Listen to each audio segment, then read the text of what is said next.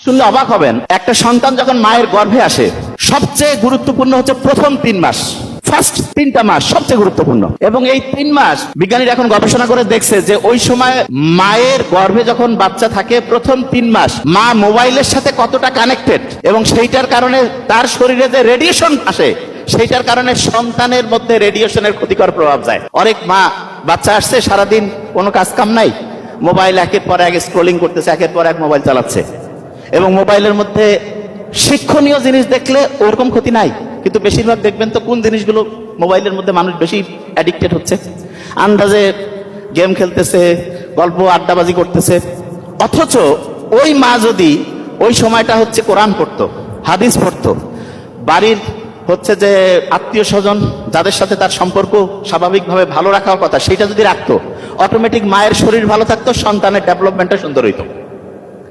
তা আমাদের মায়েরা যখন গর্ভে বাচ্চা আনছে প্রথম 3 মাস যেমন সন্তানের জন্য ইম্পর্টেন্ট, ঠিক তেমনি করে বাচ্চা যখন পৃথিবীতে আসলো প্রথম 3 বছর খুব ইম্পর্টেন্ট। আমি ওনার একটা প্যারেন্টিং এর মাস্টার ক্লাস সম্ভবত একটা দেখছিলাম, উনি এখানে বলছে যে প্রথম ওনার যখন বাচ্চা আসলো, সম্ভবত ওনাদের টুইন নাকি এরকম, ঠিকই শুনছি তাহলে, তা বললো যে 2টা বাচ্চাকে নিয়ে বাসা করছি কিন্তু ওইখানেও যেতে পারছি না, টাকা এমনিতে দিতে হইলো। দেখা গেল যে নানা নানিরা অনেক সাপোর্ট দিয়েছে, তা বাচ্চাই একটাকে ধরে রাখি, আরেকটা ঘুমায়, আরেকটা উঠে যায়, এই রুম থেকে ওই রুমে দৌড়াদৌড়ি, এরকম ব্যাপার। তা বাচ্চার সাথে মায়ের কানেকশন, বাবার কানেকশন প্রথম 3 বছর খুব ইম্পর্টেন্ট। তবে এখানে মাথায় রাখতে হবে মায়ের সাথে কিন্তু 1 নাম্বার।